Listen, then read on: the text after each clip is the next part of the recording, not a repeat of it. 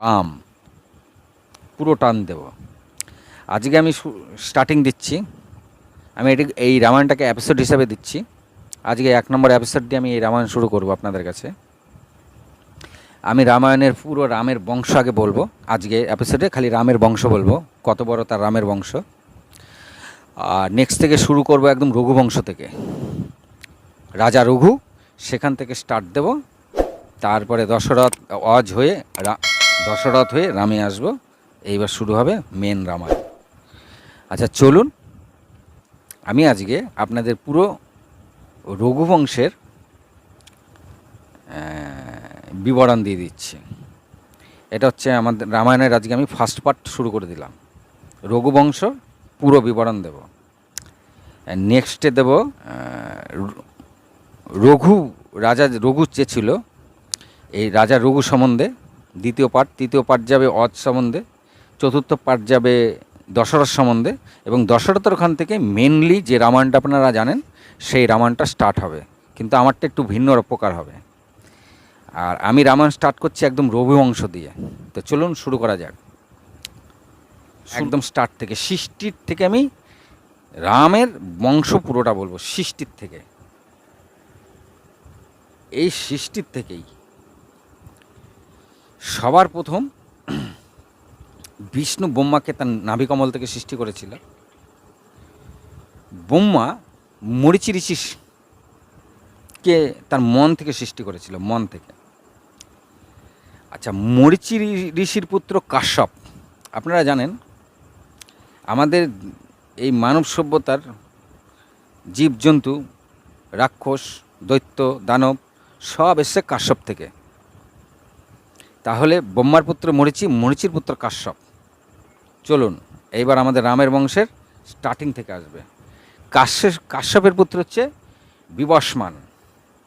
আচ্ছা, বিবস্মানকে একটু একটু করে বলে দিলে আপনাদের সুবিধা হবে। এইসবের গল্প একটা ছোট ছোট করে আমি আলাদা আলাদা করে দিয়ে যাব, কিন্তু রামায়ণ আমি রাজা রঘু থেকে শুরু করব।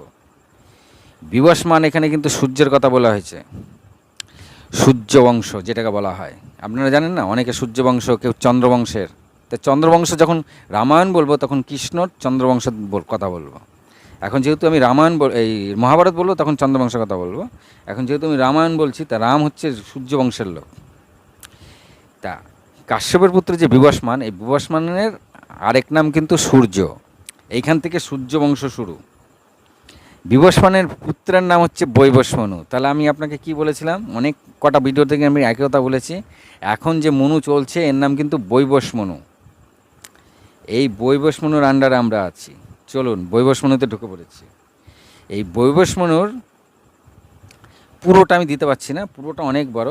একদম যারা খুব বিখ্যাত এবং সবাই যে রাজার বড় ছেলেই বসেছিল রাজ্যে তাও না, অ্যাকচুয়ালি যারা বিখ্যাত হয়ে এর বংশ পরম্পরা এসছে, আমি সেফ তাদের কথাই বলছি। কেউ পুত্র হতে পারে, কেউ ছোট পুত্র হতে পারে, মাঝারি পুত্র হতে পারে। চলুন, বৈবস্মনুর পরে আসে এই রঘুবংশে ইক্ষ্বাকু। ইক্ষ্বাকুর পরে পরবর্তী রাজা হয় কুশি। কুশির পরবর্তী রাজা হয় বিকুশি।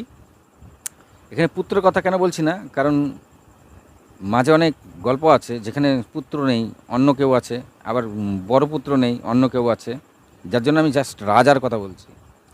ইক্ষ্বাকুর পরবর্তী রাজা কুশি, কুশির পরবর্তী রাজা বিকুশি, বিকুশির পরবর্তী রাজা বান, বানের পরবর্তী রাজা অরণ্য, অরণ্যর পরবর্তী রাজা পিথু, পিথুর পরবর্তী রাজা ত্রিশঙ্কু। ত্রিশঙ্কুর গল্প অনেকে জানেন, ত্রিশঙ্কুর একটা আলাদা গল্প দেবো, দারুণ গল্প। ত্রিশঙ্কুর পরবর্তী রাজা ধুন্ধুমার, ধুন্ধুমারেরও আলাদা গল্প দেবো, ওটা বড় গল্প। ধুন্ধুমারের পরে পরবর্তী রাজা হয় যুবনাশ্য, যুবনাশ্যর পরবর্তী রাজা হয় মান্ধাতা। মান্ধাতা নাম তো অনেকে শুনেছেন, মান্ধাতার আমল, ঠিক আছে, অনেকে বলে না মান্ধাতার আমল, এই সেই মান্ধাতা। এই মান্ধাতারও বড় গল্প আছে, আমি এটা আলাদা করে দেবো, ভালো করে বুঝতে পারবেন, ছোট ছোট।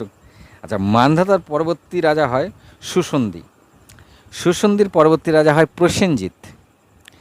আচ্ছা, প্রসেনজিৎ সম্বন্ধেও বলবো, প্রসেনজিৎ কে ছিল, প্রসেনজিতের গল্প আছে।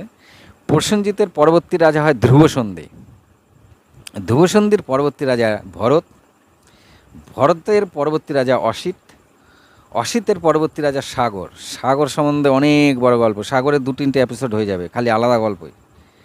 আচ্ছা, সাগরের পরে পরবর্তী রাজা অসমজস্র। অসমজস্রের পরবর্তী রাজা দিলীপ। দিলীপের অনেক বড় গল্প আছে, একটাতেই হয়ে যাবে, আমি একটা গল্পতেই দিয়ে দেবো দিলীপের। দিলীপের পরবর্তী রাজা ভগীরথ। ভগীরথ তো আপনি জানেন, অনেকে জানে। আমাদের পৃথিবীতে গঙ্গাকে কে এনেছিল? ভগীরথ। আর 60,000 ভাইকে কে বাঁচিয়েছিল? এই ভগীরথ। তা এই ভগীরথ পরবর্তীকালে ভাগীরথী গঙ্গা, যে পথ দিয়ে ভগীরথ গঙ্গাকে নিয়ে এসেছিল সেই পথে এখন গঙ্গাকে ভগীরথী নদী বলা হয়। বোঝা গেল? তো এই ভগীরথেরও অনেক সুন্দর গল্প আছে, আমি আলাদা করে দেবো। আচ্ছা, ভগীরথের পরবর্তী রাজা হয় কুকুৎসু। কুকুৎসুর পরবর্তী রাজা হয় রঘু। আমি যে রামায়ণ শুরু করব এই রঘু থেকে শুরু করব, কারণ রঘু থেকে রঘুকুল বা রঘু বংশ, এই যে রামের বংশকে রঘু বংশ বলা হয়, এই হচ্ছে সেই রঘু। এই রঘুর পরবর্তী রাজা হয় কালমাসপদ। কালমাস পরবর্তী রাজা সংখ্যানু। সংখ্যানুর পরবর্তী রাজা সুদর্শন। সুদর্শনের পরবর্তী রাজা অগ্নিবর্ণ। অগ্নিবর্ণের পরবর্তী রাজা শিরঘ্য। শিরঘ্যর পরবর্তী রাজা মরু। মরুর পরবর্তী রাজা প্রত্যুষ। প্রত্যুষের পরবর্তী রাজা অম্বরীশ। অম্বরীশের পরবর্তী রাজা নহুষ। নহুষের পরবর্তী রাজা যজাতি। যজাতির পরবর্তী রাজা নভাগ। নাভাগের পরবর্তী রাজা অজ। তাহলে কিন্তু আমি এখান থেকে রঘু থেকে সোজা অজে আসবো, কারণ এই যে মাঝে আমি এতগুলি রাজার কথা বললাম, এরা সব রাজা হয়েছিল, কিন্তু এরা কেউ মানে বিখ্যাত ছিল না। যারা বিখ্যাত আমি তাদের কথাগুলি বলবো। অজ। অজের পরবর্তী রাজা দশরথ। এখান থেকে সম্পূর্ণ রামায়ণ শুরু হবে। দশরথের পরবর্তী রাজা রাম। রামের পরবর্তী রাজা লব আর কুশ।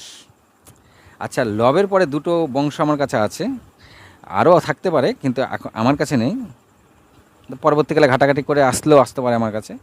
এখন যে দুটো বংশ লবের পরে আছে, তার একটা বংশের নাম শিশুদিয়া, আরেকটা বংশের নাম হচ্ছে গহিল, এটা লব থেকে এসছে। আর কুশের বংশ থেকে আমার কাছে এই মুহূর্তে 3টে আছে বংশ। কুশ বংশ থেকে এসছে কুশবাহা, আরেকটা বংশ কুশবাহার পরে আসছে সৈনী, সৈনীর পরে এসছে মৌর্য। মানে মৌর্য যে সাম্রাজ্য, এটাকে অনেকে কুশের সাম্রাজ্য বলছে। আমার ওইখানে একটু সন্দেহ আছে যে অ্যাকচুয়ালি মৌর্য সাম্রাজ্য রামের বংশই কিনা। তথাপি আমি মানে যেটুকুনি ঘাটাঘাটি করে পেয়েছি সেটুকুনি লিখে নিয়েছি যে কুশের থেকে এসছে কুশবাহা, কুশবাহা থেকে এসছে সৈনী, সৈনী থেকে এসছে মৌর্য। আমি শুনুন এখানে একটা কথা বলি। এরপরে আরও কিছু রাজা আছে যেগুলো আমি আর নাম নথিভুক্ত করিনি। সেখানে 50তম রাজা, 50তম যে এই সূর্যবংশে জন্ম নিয়েছিল সে হচ্ছিল গৌতম বুদ্ধ। তাহলে গৌতম বুদ্ধ কিন্তু এই রঘুবংশেরই বংশধর। আর এই গৌতম বুদ্ধ যখন জন্ম নেয় তখন বেশ অরাজকতা চলছিল দেশে, মানে তখন সবে রয়েছে, ধর্ম নিয়ে বেশ চারিদিকে একটা বিশৃঙ্খলার সৃষ্টি হয়েছে। আর সেই সময় বুদ্ধ জন্ম নিয়েছিল। এই গৌতম বুদ্ধকে কিন্তু বিষ্ণুর এক অবতারও বলা হয়। আমাদের যে সামনে যে বিষ্ণুর আরেক অবতার আসছে কল্কি অবতার, এই কল্কি অবতারের আগের অবতার কিন্তু এই গৌতম বুদ্ধ অবতার। গৌতম বুদ্ধ কিন্তু সারা জীবনেই সিদ্ধিলাভ করার পরে তিনি মানুষকে অনেক কিছু ধর্মের ব্যাপারে বলেছেন, যেগুলো মানুষ ভালো থাকবে, সুস্থ থাকবে, যা যা ভালো থাকতে হয় উনি সেই সব বাণীগুলি দিয়ে গেছেন। আজ গৌতম বুদ্ধর পরবর্তী যে ধর্ম হয় সেটা হচ্ছে বৌদ্ধ ধর্ম। গৌতম বুদ্ধর পরবর্তী ধর্ম আসে গৌতম বুদ্ধ থেকে। গৌতম বুদ্ধকেই যারা বৌদ্ধ ধর্ম গ্রহণ করেছিল তারা গৌতম বুদ্ধকে খুবই মানত, কিন্তু পরবর্তীকালে এখন বৌদ্ধ ধর্মের প্রচণ্ড ভাগ হয়ে গেছে এবং প্রচণ্ড বিভেদ তাদের মধ্যে সৃষ্টি হয়েছে। অ্যাকচুয়ালি বুদ্ধ ধর্ম কিন্তু আমাদের সম্রাট অশোকও গ্রহণ করেছিল, এবং সম্রাট অশোকই ভারতবর্ষ তথা দেশ বিদেশে বহু জায়গায় এই কিন্তু সম্রাট অশোকই নিয়ে গেছিল বৌদ্ধ ধর্মকে বিদেশে। আপনি চায়না বলুন, কোরিয়া বলুন, জাপান বলুন, তিব্বত বলুন, মালয়েশিয়া বলুন, বিভিন্ন জায়গায় যে এখনও বৌদ্ধরা রয়েছে, এই বৌদ্ধ ধর্মকে এক সম্রাট অশোকই কিন্তু দেশ বিদেশে নিয়ে গেছিলো এবং সেখানে সেখানে স্তূপ তৈরি করে দিয়েছিল সম্রাট অশোক। এর জন্য বৌদ্ধ ধর্ম এখনও অনেক অনেক জায়গায় ধ্বংসস্তূপ পাওয়া যায়। সম্রাট অশোকের অনেক বড় দান আছে এই ধর্মে। বর্তমানে বৌদ্ধ ধর্মের মধ্যে অনেক ভাগ হয়ে গেছে। জানি না এটা সমাজ সংস্কৃতি, বা অনেক সময় আমি একদিন বলছি না যে সবাই সব দিক দিয়েই ঠিক আছে, কেউ কিন্তু ভুল নয়। প্রত্যেকটা জিনিস যে চেঞ্জ হয়েছে তার পেছনে সেই সময়কার সমাজ ব্যবস্থা, পোশাক আশাক, আচার ব্যবহার, ব্যবস্থায় কারা আছে, সেসব নানান জিনিসের উপর নির্ভর করে অনেক সময় অনেক জায়গায় অনেক কিছু চেঞ্জ করা হয়েছে।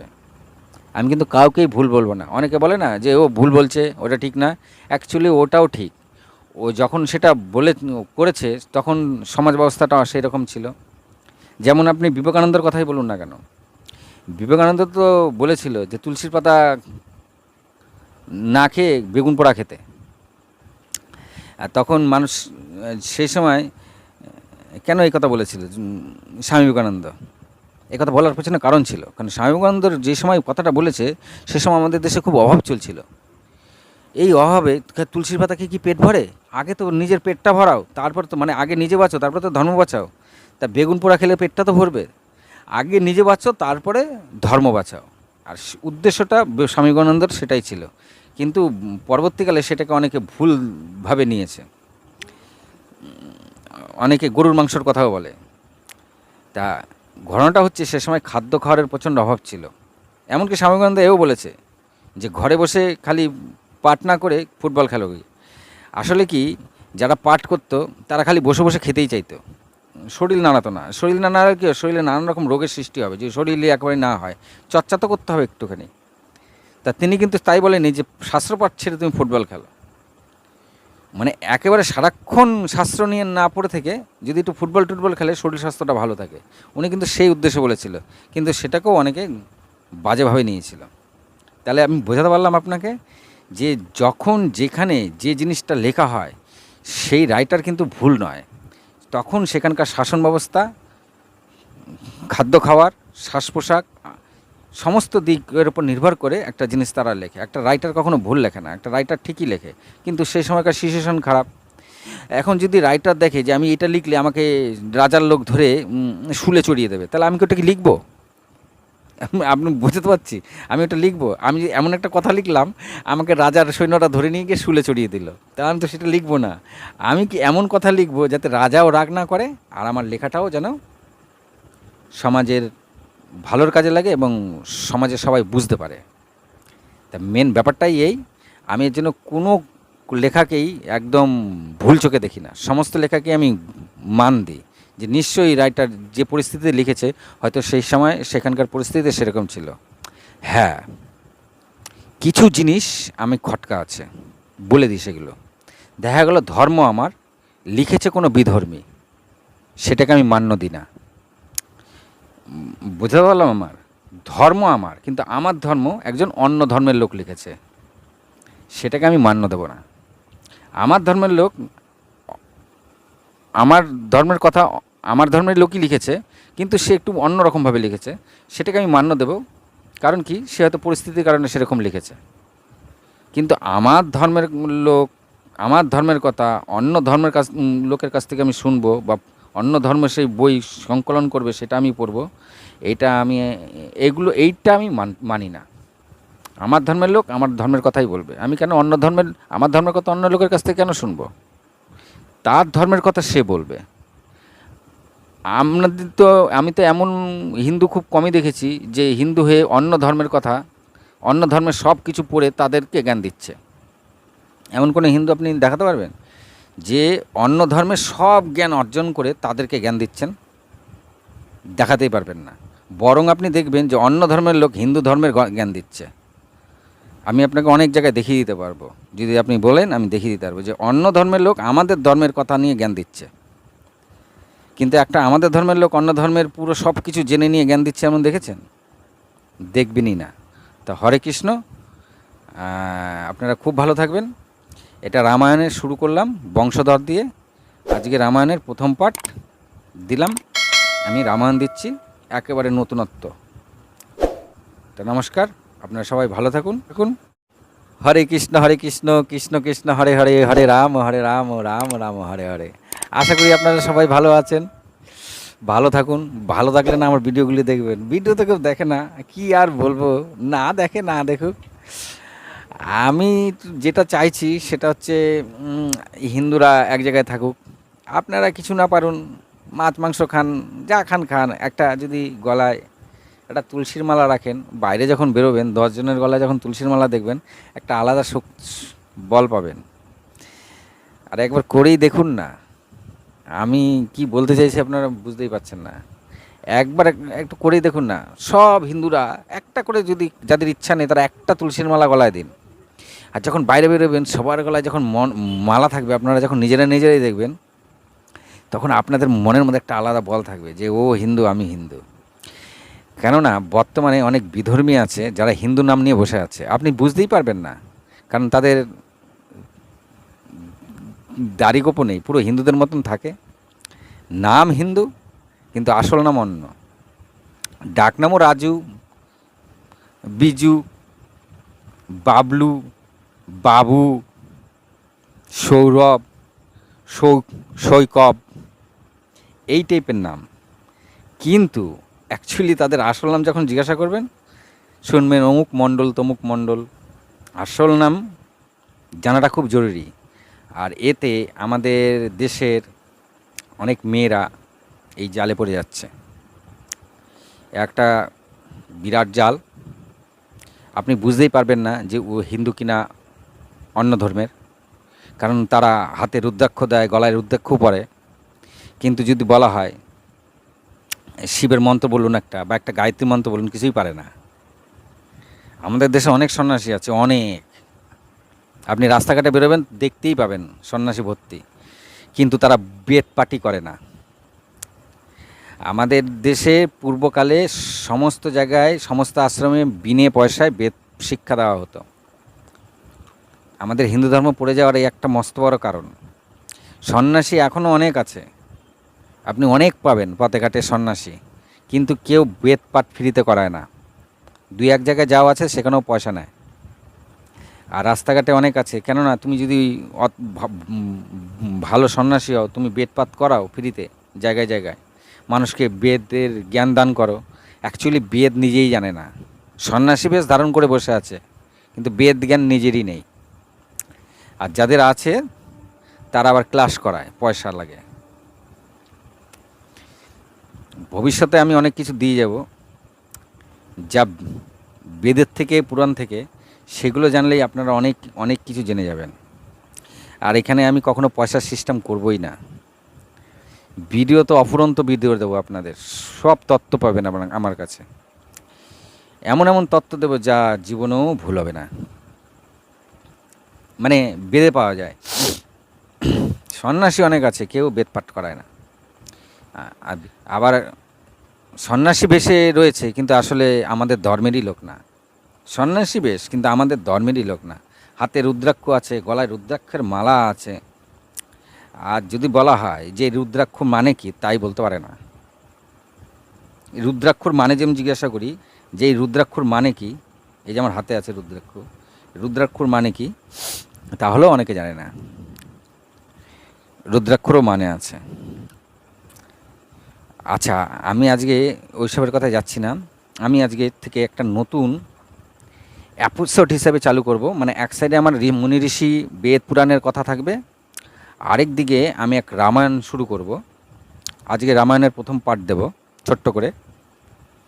একদিকে আমি রামায়ণ শুরু করব, তবে মনে করবেন না যে যে রামায়ণ আপনি টিভিতে দেখেন, সিরিয়ালে দেখেন, সেই রামায়ণ। রামায়ণ মনে করুন আমি যে রামায়ণ দেব, 100টা রামায়ণ এক জায়গায় করে রিফাইন করে যেটা পাওয়া যায়, পেয়েছি আমি, সেই রামায়ণ আমি আপনাদের দেব।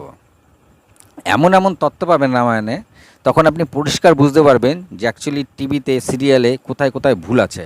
আপনি ধরে ফেলবেন যে ভুল, টিভি সিরিয়ালের এই জায়গাগুলি ভুল দিয়েছে, কি ঠিক দিয়েছে।